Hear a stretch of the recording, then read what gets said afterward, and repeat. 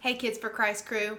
I hope you've enjoyed your December. I hope you've enjoyed celebrating Jesus' birth and time with family and friends.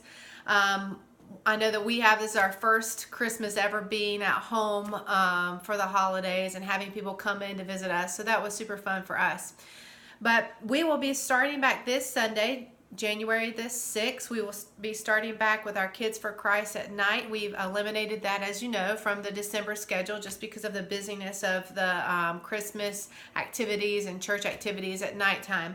So I wanted to give you a heads up as just to where we are. Due to a snow day, we actually are one behind. So we will be on Joseph Saved His Family. That is Unit 4, Session 3. We did the Christmas session, of course, last week, but we will be one behind just because of having that snow day.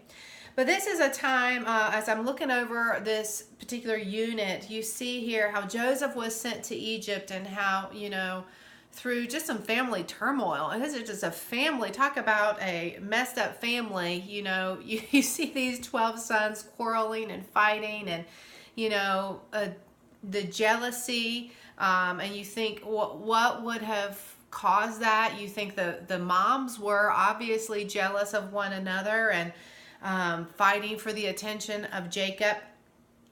Anyway, so you see that just the family dynamics there were a bit messed up, but God, through His grace, spared Joseph and allowed him to save his family in Egypt.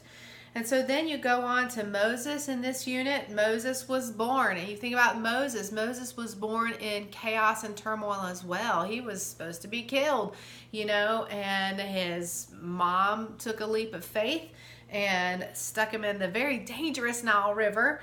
And then you have plagues coming, Passover coming, and then of course Moses leads them to the Red Sea crossing. And sometimes we can get so familiar with these stories that we fail to see the chaos and the turmoil that was happening during these times. And yet the thing that stands out is that though these people were not perfect by any stretch of the imagination, just like the previous unit we did with Abraham and some of the choices that he made, neither was Moses.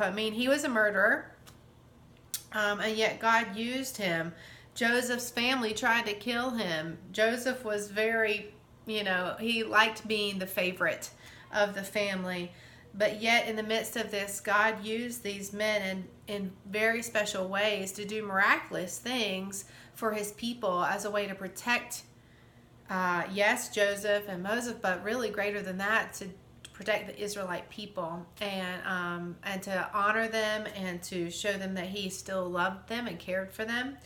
And so in light of that, we have to remember and help the children to remember that in spite of tough circumstances, when we walk by faith in obedience to God and His commandments, that is when we become great. That's what makes our lives worthwhile. And that's why we keep reading about these men. It's not because they were perfect, but they did walk by faith in obedience, and they were able to see God's glory through it.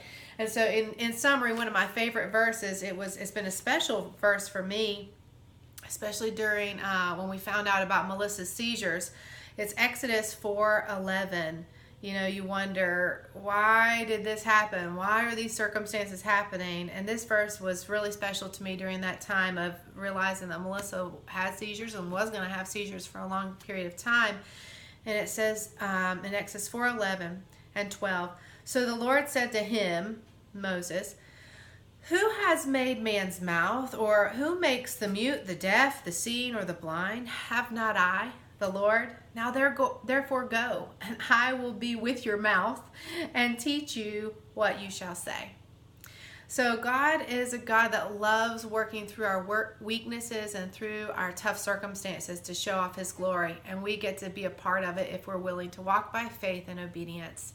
So just keep that in the forefront of your minds as we start this coming Sunday. If you have any questions or any problems with the technology, please let us know. And I look forward to seeing you soon. Bye.